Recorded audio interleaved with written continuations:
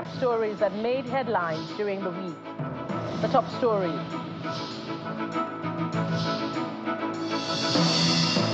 Tributes pour in as Nigeria bids farewell to former President Muhammadu Buhari.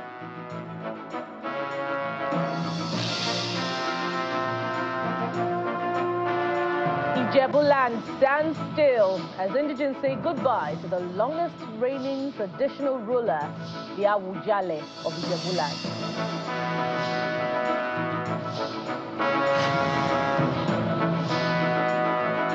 And after years of legal tussle, court discharges former Ekiti Governor Ayo Fayose of money laundering charge.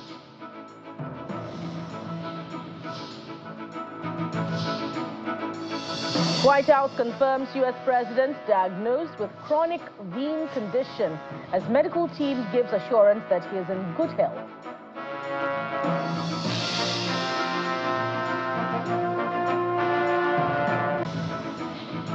And we begin news round with the passing of former President Muhammadu Buhari as the presidency declares 7 days of national mourning. This report takes a look at the life of a man who was a soldier, a war hero, a military ruler, a democratic president, and a statesman. And that I will preserve, protect. President Muhammadu Buhari, at his inauguration as the 15th President of Nigeria on May the 29th, 2015, addressing the country, he voiced these iconic words. I belong to everybody, and I belong to nobody.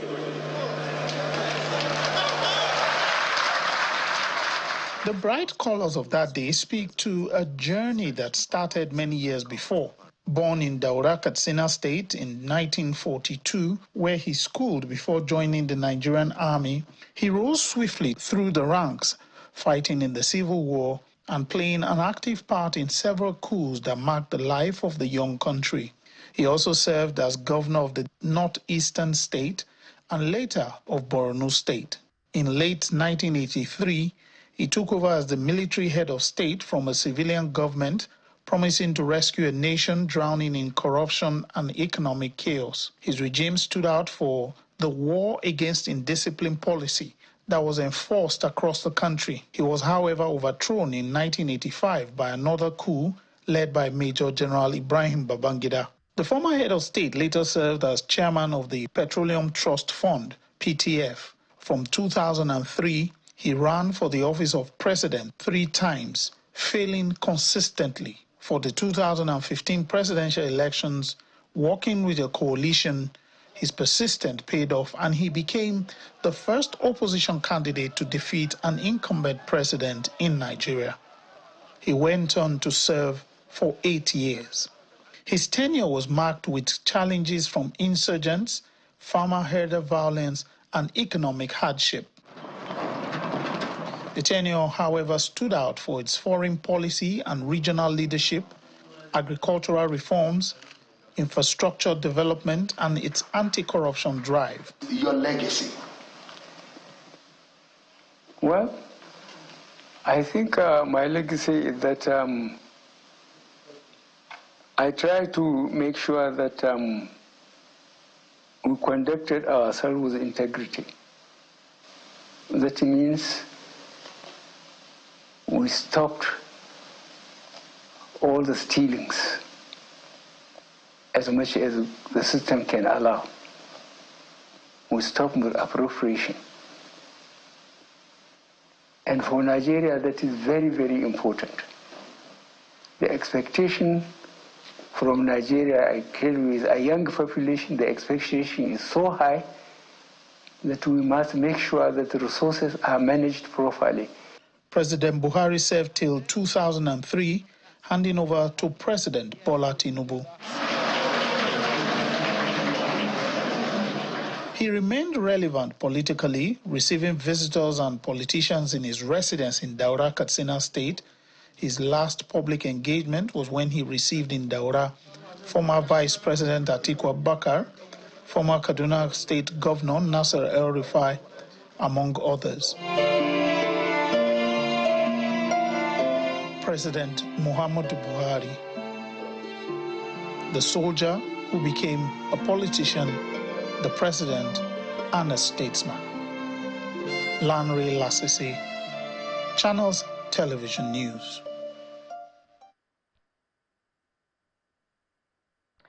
And the remains of former President Muhammadu Buhari have been laid to rest in his hometown, Daura, Katsina State, in a solemn ceremony that drew dignitaries from across the world.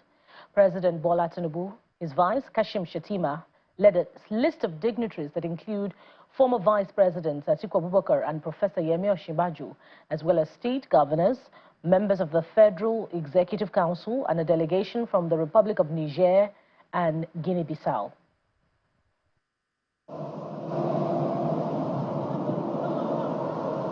The motorcade bearing the remains of former President Muhammadu Buhari leaves the Katsina airport en route to Daura, his hometown in Katsina State.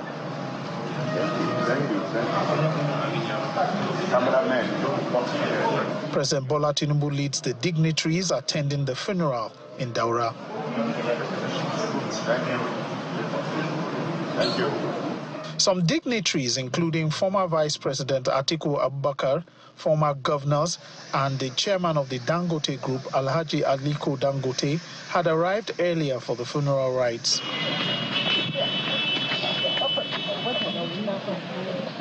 At the residence of the former Nigerian leader, relatives, including his daughter, could not hold back tears,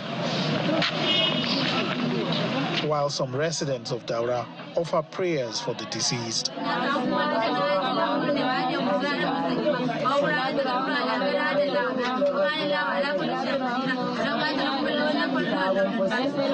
Accompanied by some military officers, the remains of the former Commander-in-Chief of the Armed Forces makes its way to the prayer ground for the funeral prayers.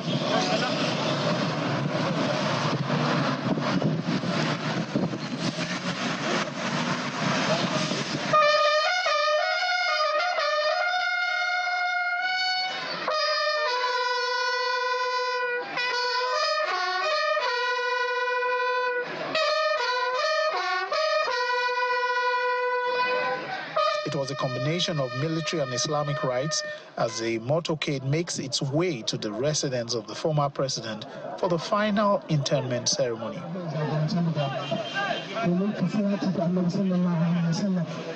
Draped in the national colors, senior military chiefs bear the remains of the former Nigerian leader to the graveside.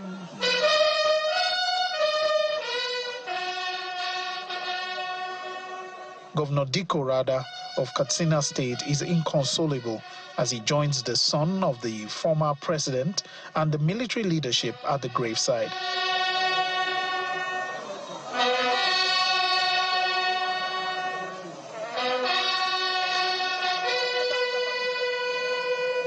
The Chief of Defense Staff, General Christopher Musa, reads the citation of the former president.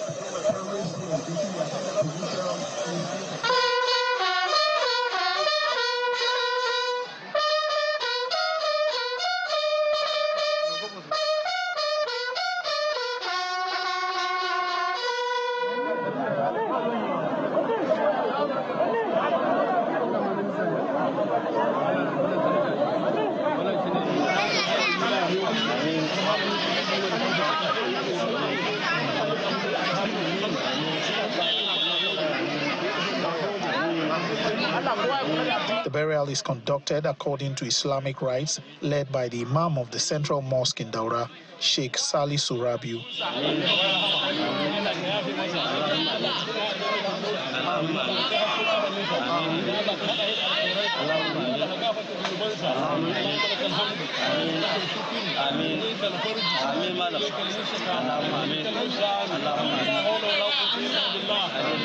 The body is interned at 5:50 p.m.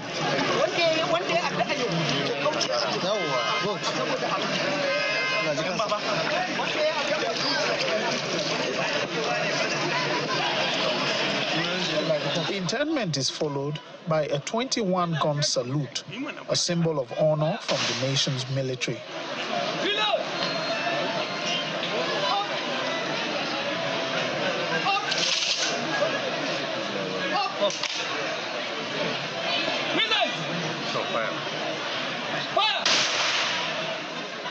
From Daura, Katsina State, Lanre Lasese, Channels Television News. And President Bola Tinubu has paid tribute to the life and service of the late former president, Muhammadu Buhari, describing him as a man of austere honor, quiet courage, and patriotism lived more in action than in words. The president was speaking at the expanded special session of the Federal Executive Council, which took place at the Presidential Villa, Abuja. It's a solemn gathering at the council chamber of the Presidential Villa.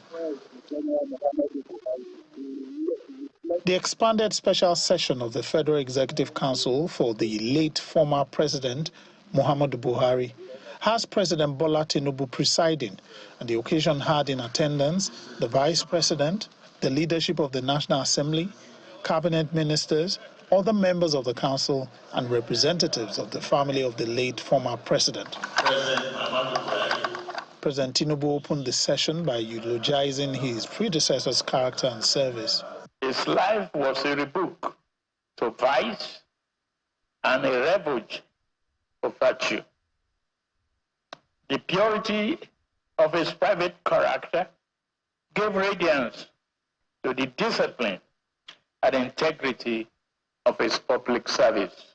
We honor his service, reflect on his legacy, and pray for the peaceful repose of his soul.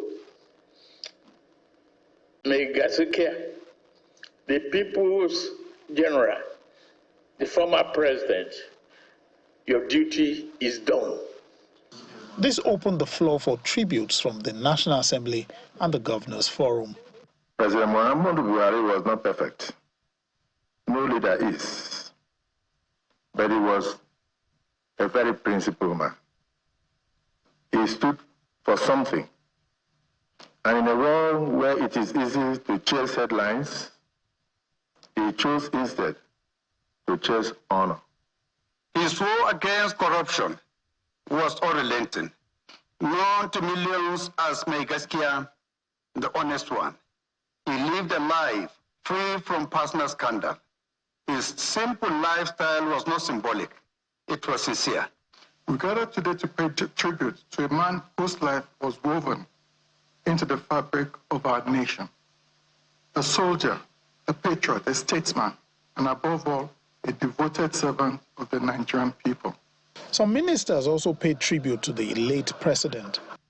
At the end, we can conveniently say that President Muhammadu Buhari ticked all the boxes that we can use to qualify a quintessential patriot, a fine officer, and an exceptional statesman.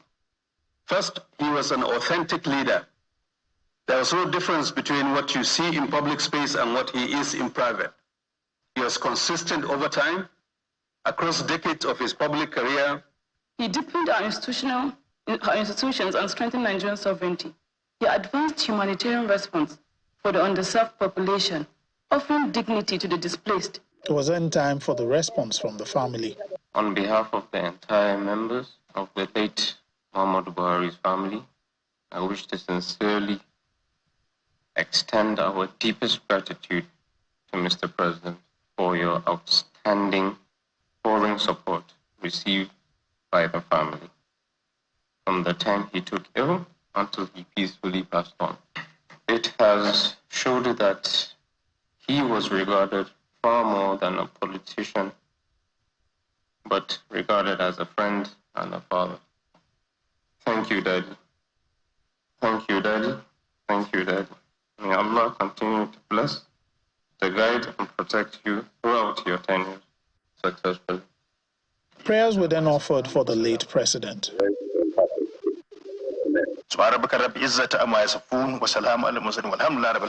The president also announced the renaming of the University of Maiduguri in Borno State after the former president.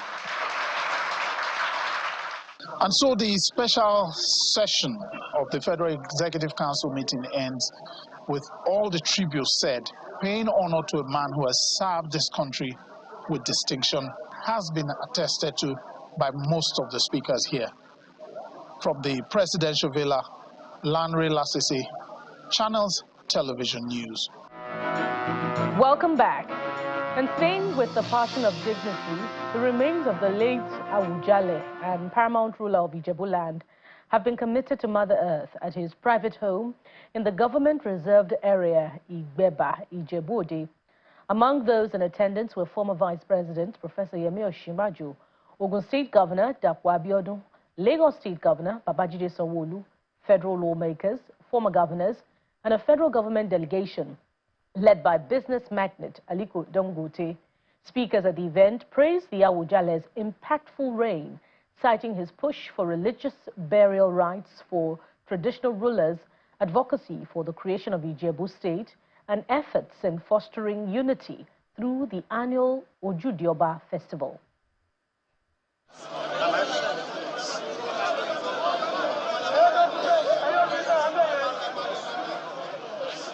The remains of the late Awujale and paramount ruler of Ijebu land has been cremated to Mother Earth at his private home in government-reserved area, Ijebu-Ode.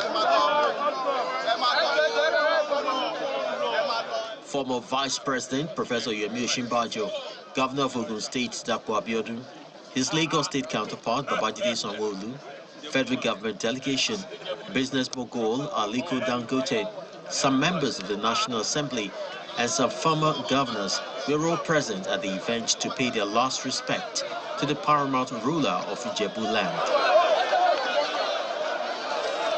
Some of the dignitaries and residents at the event described his reign as one of the most impactful because of his clamor for traditional rulers in the state to be buried according to their religious beliefs, the creation of Ijebu State, as well as the promotion of unity of sons and daughters of Ijebu land through the annual Ojudioba Festival, among others. The Awujale was a truly remarkable person, a man who has made royalty an envy of all who don't have it. Essentially, he was a man of integrity, a man who spoke his mind, and a man who had so much wisdom. He had not just love for Ijebu land, he had love for the country. And particularly when the country was in a turmoil, he took the right side and spoke his mind. Apart from that, he's a man who has carried out a lot of development in Ijebu land. Without any doubt, the situation in Ijebu land cannot be the same again, because the people have been used to a paternal support, a great godfather who have navigated the land successfully a bit over the years. And I think this community have no choice but to begin to come together to see how they can continue where Kabisi have left off. We just thank God for his life. Pray that God will grant repose for his soul. In his tribute, Governor Dapo Abiodun described the former Awujale as an embodiment of service to his people and one who restructured the traditional institution, adding that Nigeria will miss the wise counsel of the longest-serving traditional ruler. Today, we salute this legend, this giant of history, this enduring symbol of Ijebu land. Though he has joined the ranks of our ancestors, his legacy will continue to inspire and define us. On behalf of my family, the entire government and the good people of Ogun State, I express my deepest condolences to our president, Asiwaju Bola Ahmed Tinubu GCFR, who is a dear son of Kabiyesi. The Oloris, his children, grandchildren, the Ijebu National Council, the Council of Otumbas, the High Chiefs of Ijebu land, all our League of Imams. I also condole with the whole nation on the passing of our dear leader and former president, Muhammadu Buhari GCFR, another legend who was one of Baba's close allies and confidants. Oba Sikiru Adetono was installed as king on April 2nd, 1960. which made him one of the longest reigning traditional ruler in Nigeria. Born on May 10, 1934 in Ijebu-Ode, he died on July 13, 2025, at the age of 91. The Federal High Court in Lagos has discharged former governor of Ekiti State, Ayo Fayose, on charges of alleged money laundering and theft amounting to 6.9 billion naira. Justice Chukwujeku Aneke discharged the former governor after upholding his no-case submission filed to challenge his trial by the Economic and Financial Crimes Commission, EFCC. The court held that the EFCC had not been able to establish or link Mr. Fayose to the crime. Neither was a prima facie case made against him to warrant further defense.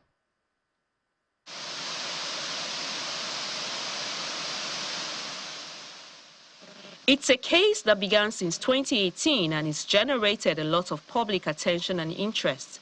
The EFCC had accused the former governor of Ekiti State, Mr. Ayo Fayose, of receiving a cash payment of 1.8 billion naira from the former Minister of State for Defense, Senator Musiliu Obanikoro, without using a financial institution.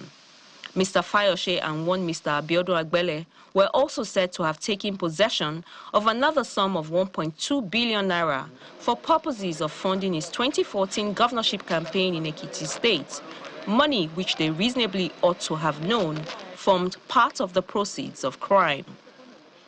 Mr. Fayose pleaded not guilty, and after the EFCC concluded its case against him, he made a no-case submission, claiming that there was nothing the prosecution witnesses said which linked him to any of the offenses.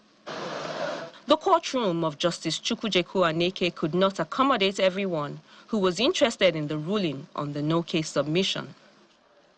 In his decision, Justice Aneke agreed with the defendants that the witnesses and documents tendered in evidence by the EFCC was not enough to link and prove the guilt of the former governor.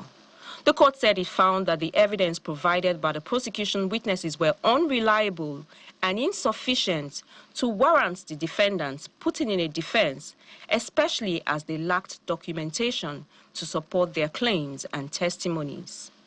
The judge particularly pointed out that there was no credibility in the evidence of Senator Musiliu Obanikoro, who alleged that he had paid Fayose using party funds. Justice Aneke also held that there was no credible proof of where the money came from, and the statements of some bank staffs failed to establish any link to Mr. Fayose. In the end, the judge concluded that a criminal trial requires proof beyond reasonable doubt, a requirement which was not met in the instant case. He subsequently discharged the former governor and his company, Spotless Investment Limited, which had been charged as the second defendant.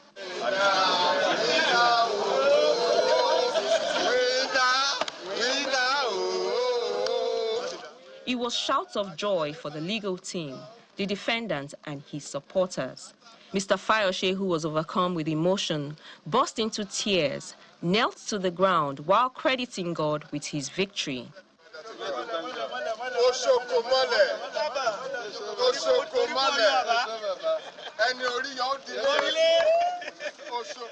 It's nothing but to say, God, I am grateful. This is the second time. My first tenure, I was charged. This tenure too, I was charged.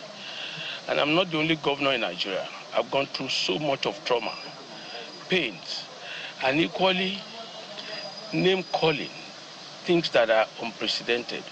Whatever it is, I am grateful to God. The EFCC counsel declined to comment on the proceedings, but in a subsequent press release, the commission indicated its readiness to challenge the judgment on appeal. Shola Shuyeli, Channels Television News.